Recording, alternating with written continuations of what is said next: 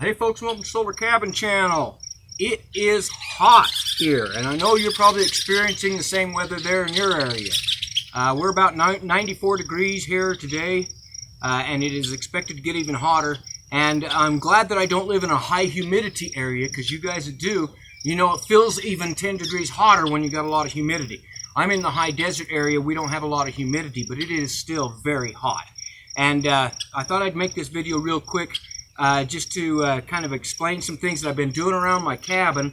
Also to remind you that when it's real hot like this, you need to give your plants extra water. I've been putting in my raised beds, which I'll explain here in a minute, and planting my garden. Because of this heat, it will really zap the moisture out of the soil and kill your plants real fast. So you probably need to double up your watering on your plants. Now this cabin here was built 20 years ago. And when I built it, I also built some wood raised beds. About 5 years after that, I think I put in my raised beds. They were about 15 years old. Over time, they weren't treated wood or anything. They rotted out. So one of the things that I've been doing is I've been building these raised bed gardens, which I think look really sharp. And I'll explain those to you. And then yesterday, my neighbor, who is also getting started off-grid van, he came up and helped me patch my roof on my cabin. And because this cabin is 20 years old, it's going to need some ongoing maintenance. Now, I haven't really done a lot of maintenance on it over the years, and now some things are starting to show their age and starting to be replaced. Now, an average home in the U.S. will last anywhere from 50 to 70 years. That's what the internet says. Longer if you do regular maintenance. And so there's some projects I'll show you around here real quick that are my projects for this summer to do some maintenance on my cabin so that I can get at least another 20 years out of this cabin. I'll be 80 years old if I get another 20 years, so that's pretty good. All right, so I'm watering my plants here, and I'll show you these raised beds and show you what they look like. Okay, so this is one of my raised beds, and in this one, this is going to be my flower garden. And I've got lilies. That's an African lily. These are tiger lilies. And as you can see, these African lilies, I love these things because they get orange and red and yellow flowers all on the same shrub, which I really like there. Now, I'm going to water these in real good because it's so hot. But I'll tell you while I'm doing this about this bed. This is a 4 foot wide by 8 foot bed, which is really nice size, easy to work with. Got it off Amazon, about $50 a piece. They are a galvanized metal, so they won't rust, they won't rot out. And the soil that I put in it, I used half compost and then half topsoil. And I had to buy my soil. If you have soil on your land, I'd suggest you use your own soil. But I had to buy some bags of soil, and it took 8 of the 2.5 square foot bags to fill this up. And that come to about $65. So altogether, I spent about $110 on each bed. However, next year, all I'll have to do is just add some soil. So it was just an initial expense. And these things will probably last my lifetime. They should. Now, I also added in some solar lights. These are just from the dollar store. I put 6 solar lights in here just so that it will really show up at night. And also helps to light up my pathway as I'm walking to the cabin here. So I'm going to water these in real good, and then I'll show you my vegetable garden, or what I call my salad garden over here. Okay, so this is my salad garden here. Same bed, but I'm just using this one just for salad vegetables that I can come and just pick and eat fresh. Now, I used to raise a bigger garden when I was feeding a family and things like that. That's different. You have to have a lot bigger garden. But for me, all I need these days is to come out and pick a head of lettuce, pick some tomatoes. And I've got cherry tomatoes there, and I've got full-size super delicious tomatoes over there in those pots. Got a cucumber plant here. I've got a pepper plant there. And then around this edge, I planted a whole bunch of seeds of lettuce, some more cucumbers, some more pepper plants, some more tomato plants that'll be coming up. So I'm going to water those in real good because I just put these seeds in here this morning. So I'm going to get those watered in real good. And this is enough. This 4 by 8 bed is plenty for a salad garden for a couple of people. And if you want to get, bigger beds or something like that, they do have these in different sizes. They have them smaller. They have them even larger than this. I think the 4 by 8 is a really good size and easy to work with. I can get around it and do any weeding that I may need to do. Hopefully I don't do any much weeding. I wanted to make sure my seeds got a real good soak so they'll start sprouting. Usually takes about 3 weeks to start seeing any sprouts come on your seeds, sometimes longer. And this is a cherry tomato plant. It's already got cherry tomatoes on it, and that's a pepper plant, and it's already got peppers on it. This cucumber plant will probably be showing some fruiting here pretty soon.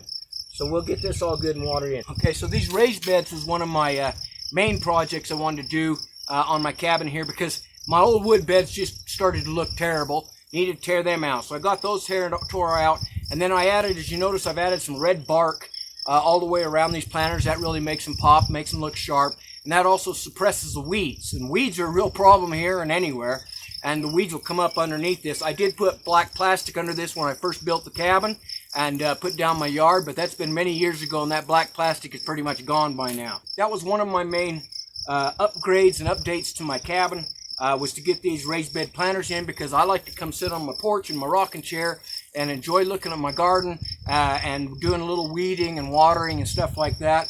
At 60 years old, I want everything as close to the cabin as I can get it, so I don't have to move around. If I end up in a wheelchair, I can still get out here and still raise a garden. Now I'll show you my other projects I'm working on. Okay, another project that I really needed to get done, as you can see on my roof, I've got a patch there that has been replaced now. And I think what happened is I got some ice that developed on there, and that's melted slower. And so that ice grabbed onto there, and it actually pulled an entire bunch of shingles off of my roof last winter. And so I ended up with a big bald spot on top of my roof that didn't look good. Now the rest of the shingles all still look good. And I did this roof all by myself 20 years ago and put shingles up on that roof. And that is a 12-12 pitch roof. 45-degree angle, and that was a major pain getting up there putting on shingles, and it was not very safe. I actually fell and slipped down the ladder one time and almost hurt myself. But this time when I got looking at it, now I'm 60 years old, I got a bad back and really bad knees, and I decided that I was probably not safe to get up there and do this myself.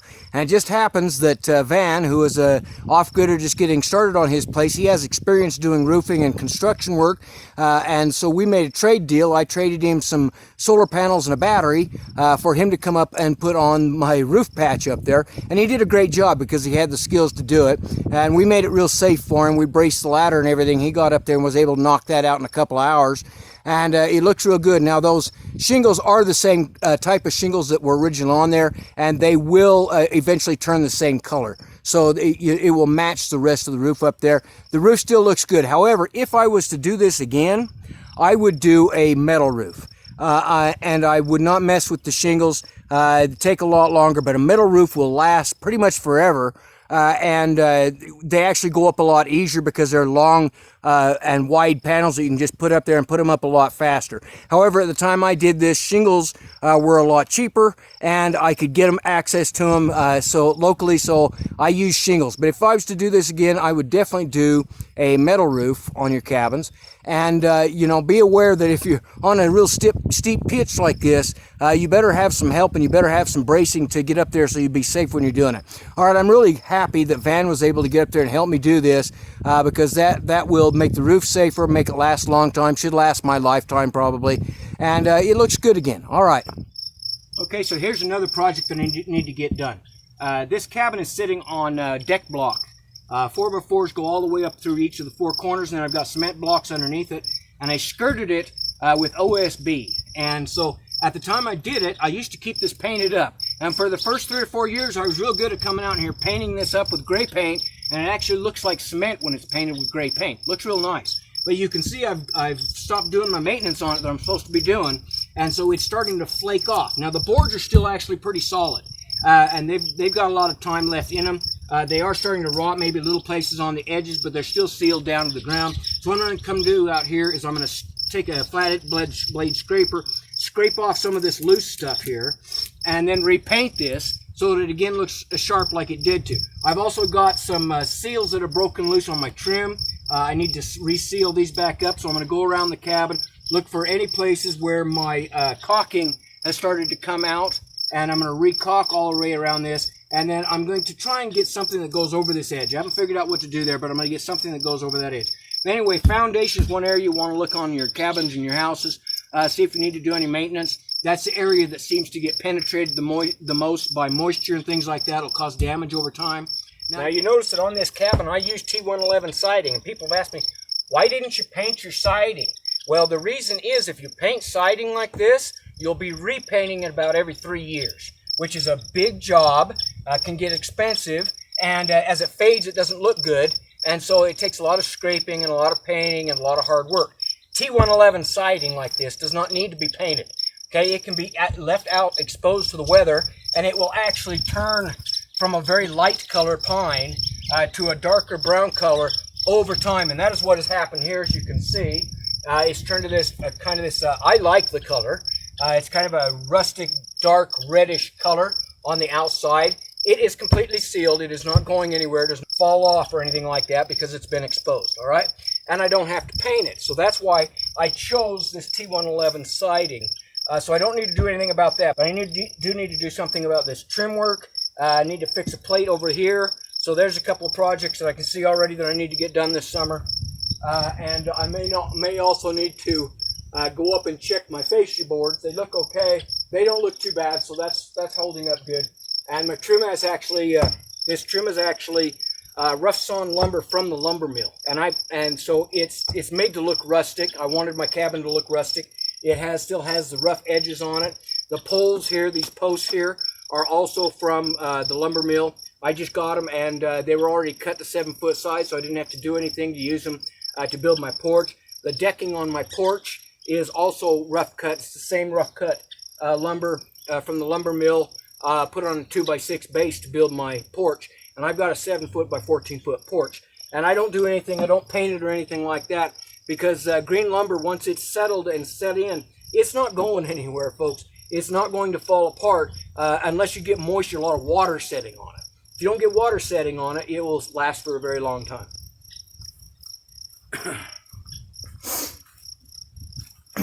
Okay, now speaking of porches, when I built this porch, these trees weren't here, and what's happened is, or at least they weren't as big as they were, and what happened is that tree over there put out a damn root, and you can see it here. It's got this great big root that's come off of those trees, and it's went right underneath my porch post right there, and it's tipped up my porch, and it's caused my porch to be kind of skittywampus. So I'm going to have to pull this back up. I'm going to take a chainsaw and cut that root off right there and try and dig out as much of it as I can to pull my porch back up. And then you can see I've got some a shelf here with kind of some junk. I want to get this off of here and into a new shed. My old shed, which I'll show you here, my old shed here was actually built from leftover materials that I had when I was living in a camp trailer. I first went off-grid in a camp trailer. I had a small room built on it. Well, I salvaged all the material from that to build this shed. And it's held up pretty well, but the floorboards are starting to collapse because I had some really heavy batteries in there. And one of the roof panels blew off, and that's what's over here right now. We had a major windstorm come through, and it blew one of the roof panels off, and it landed over here. So I need to clean this shed out, see if it's still usable. If it's not, I'm going to be building a new shed, maybe build a taller, longer shed in here for a workshop and also to store my tools and things out of winter. Okay, folks, so those are the projects that I'm working on this summer. They're not real big projects. They're stuff that I've needed to do for a while to make my cabin look nicer, also to make it last longer. And so especially getting the roof patched, that was a big deal for me. Getting these raised bed gardens, getting this porch pitched back up where it's supposed to be. Those are things that regular maintenance that I should have been on top of and just got onto this year. But you know, sometimes you have to do things as you can physically and also when you have the money, and that's just the way it is. Just kind of expect that there's going to be ongoing maintenance with any house that you get.